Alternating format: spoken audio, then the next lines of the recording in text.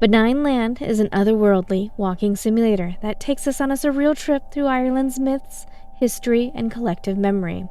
There's no dialogue, no direct storytelling, just a series of visually striking scenes that represent different moments in Ireland's past, from ancient pagan sites to the Troubles. It's abstract, it's cryptic, and if you don't already know the history, it can feel like staring at a series of fever dreams with no context. That's where I come in. The information you'll hear is not from the game itself. I put it together to help make sense of what we're seeing.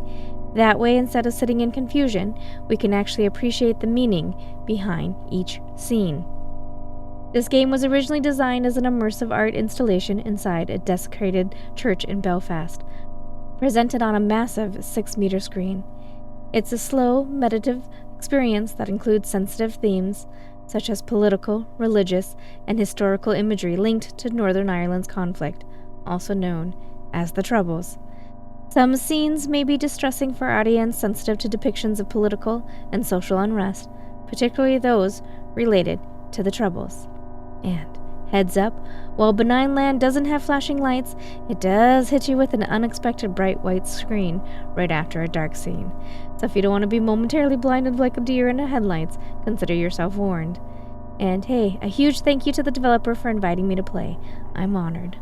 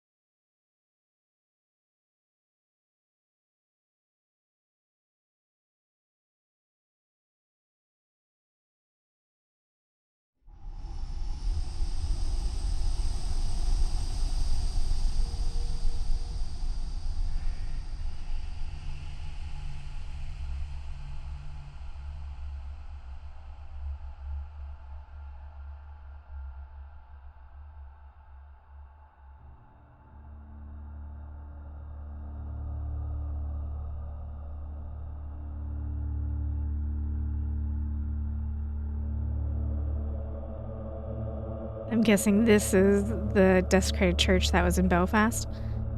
We've got some pews. There's the giant screen that was displaying the imagery.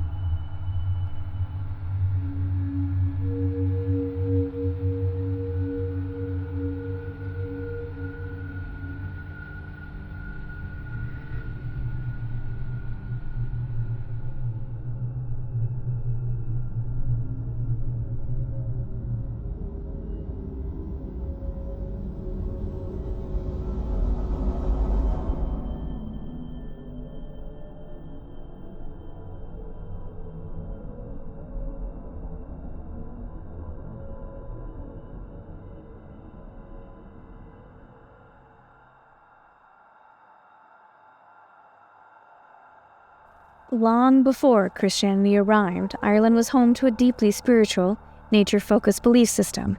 The Celts and their druids, essentially the priests, teachers, and political advisors of the time, worshipped powerful deities, tied to the land, sun, and seasons. Rituals took place on sacred groves, stone circles, and atop hills, where offerings were made to the gods and spirits.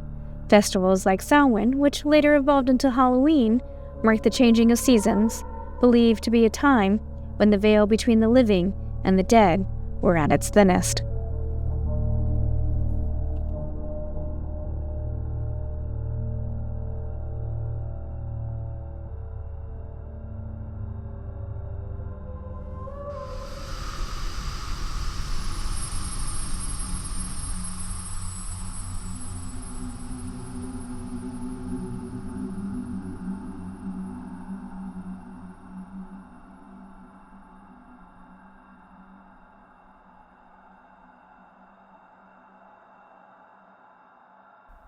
Massive stone structures like Newgrange predate the pyramids and were built with an incredible understanding of astronomy.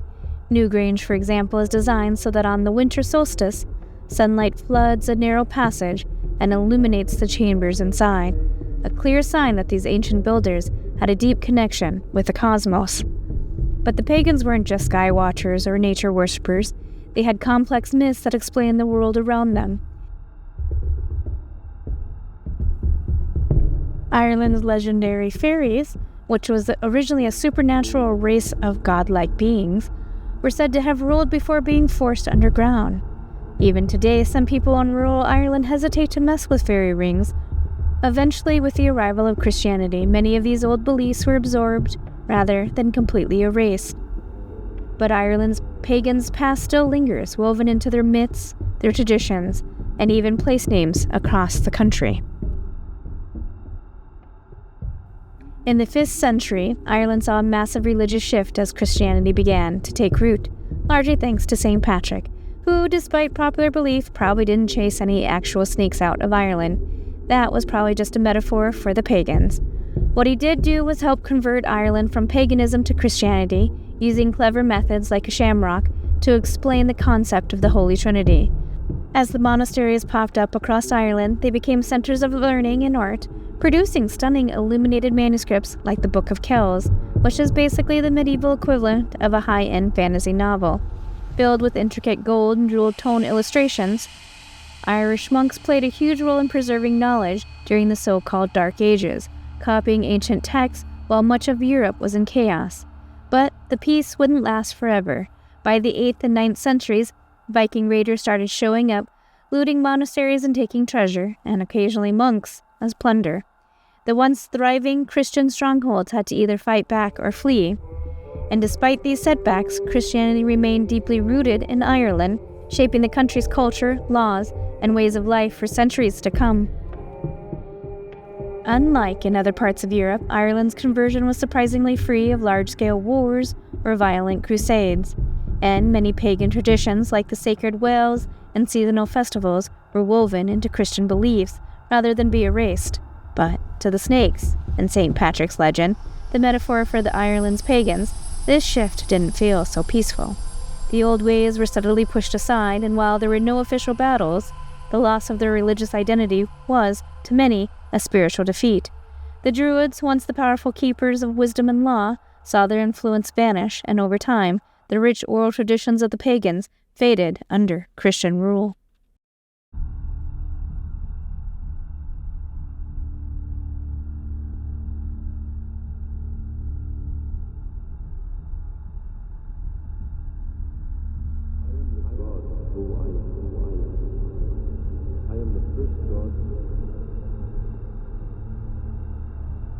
The Irish famine, which started in 1845, was a nasty potato blight.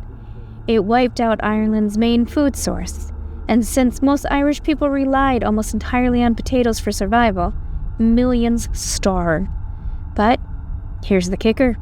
While Irish families were dying from hunger, tons of food were still being exported out of the country. Grains, meat, butter, shipped off to Britain, all while the people producing it couldn't afford to eat it themselves. It wasn't just a natural disaster. It was a failure of policy, a brutal example of how colonial rule treated Ireland as an economic asset rather than a land full of actual people. The British government's response ranged from too little to too late to actively making things worse. They shut down soup kitchens, forced people into overcrowded workhouses, and let the market decide who survived. Meanwhile, diseases like typhus swept through the weakened communities, making an already horrific situation even deadlier.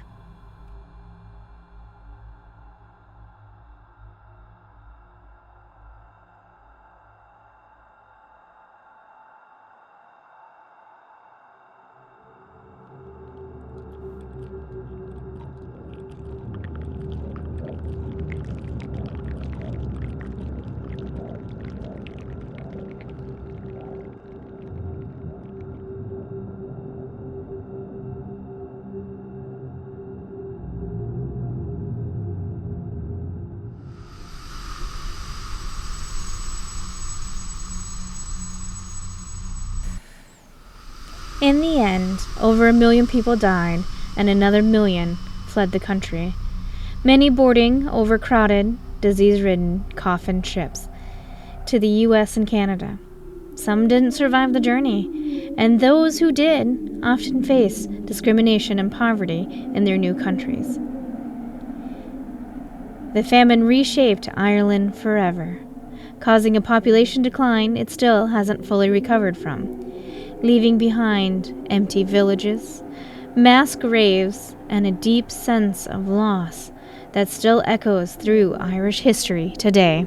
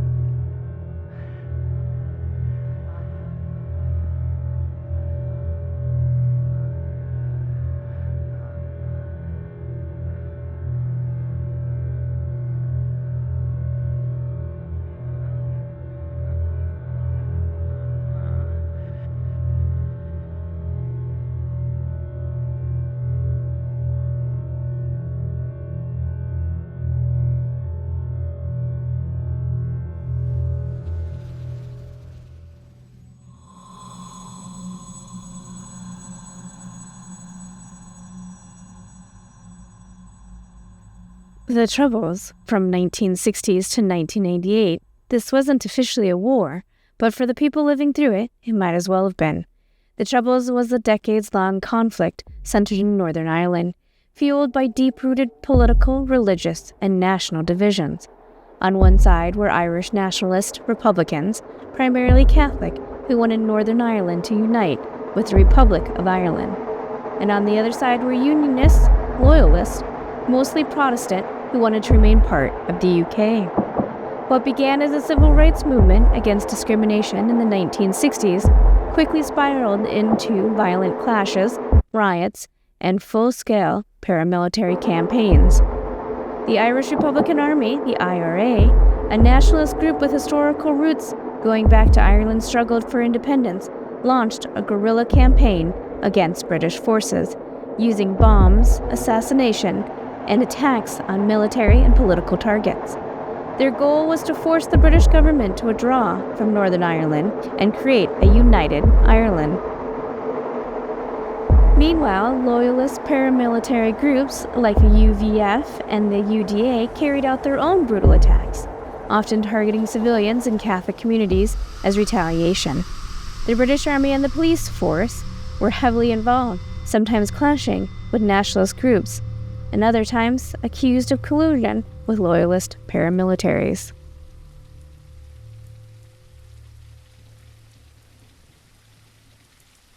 One of the darkest and most infamous days of the Troubles was Bloody Sunday on January 30th, 1972. A peaceful civil rights march in Derry, protesting discrimination against Northern Ireland's Catholic population, ended in tragedy when British soldiers opened fire on unarmed protesters, killing 14 people and wounding many others.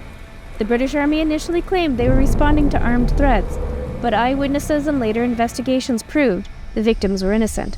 Some were shot in the back while fleeing, while others were gunned down while trying to help the wounded.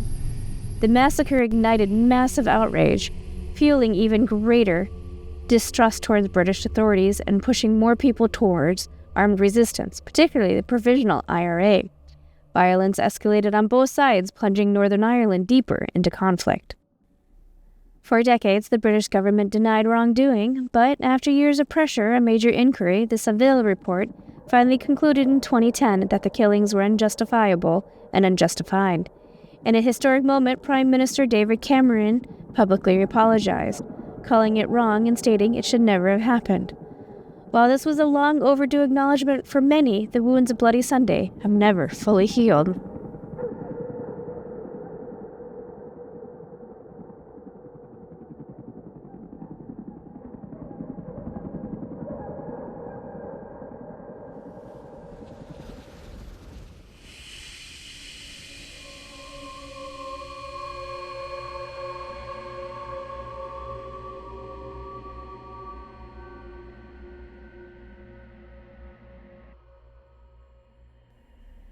In total, more than 3,500 people lost their lives: civilians, soldiers, police officers, and members of paramilitary groups. No one was truly safe, as attacks often happened in public places. Car bombs detonated in busy streets, gunmen opened fire on homes and businesses, and assassinations became a grim part of everyday life. Some were targeted, many were simply in the wrong place at the wrong time. Even children weren't spared from the violence.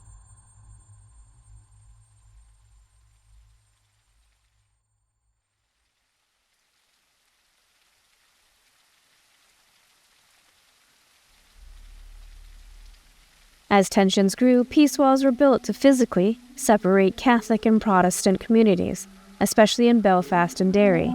These weren't just symbolic. They were literal walls, some up to 20 feet high, topped with metal fencing and barbed wire. Instead of uniting the city, they reinforced division, making sure that neighbors who had lived side by side for generations no longer shared the same streets, schools, or even shops.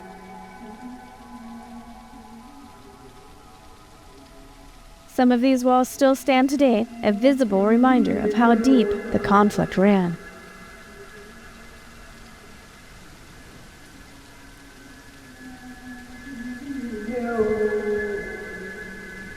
The conflict officially ended with the Good Friday Agreement in 1998, a historic peace deal that finally brought hope for a lasting resolution.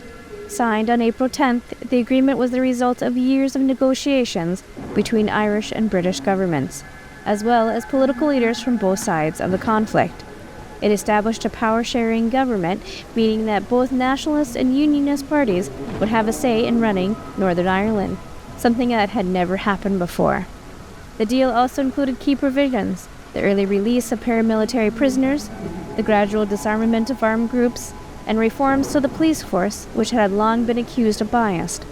Most importantly, introduced the principle of consent, meaning Northern Ireland remained part of the UK unless the majority of the people voted otherwise in the future. This allowed both sides to move forward without either feeling like they had completely lost. While the agreement ended large-scale violence, peace didn't come overnight. Tension still existed, and even today, political disagreements can reignite old divisions. But the Good Friday Agreement remains as one of the most significant peace deals in modern history. Proof that even the deepest wounds can start to heal when the people are willing to talk, compromise, and find a way forward.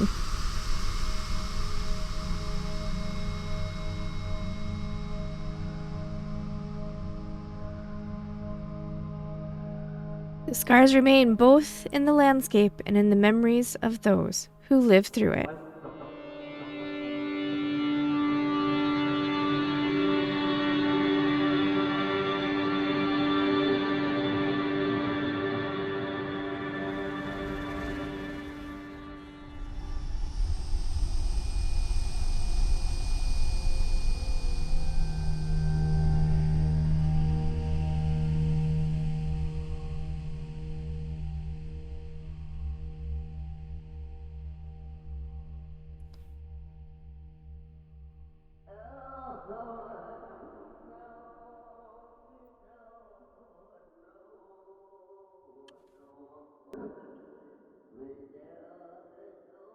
While not directly tied to the Troubles in a historical or political sense, Rotterdam Bar is a well-known pub in Belfast that existed during the conflict. It was a popular spot for live music and a reputation for being a place where people from different backgrounds could come together, which was significant given the division in Northern Ireland at the time.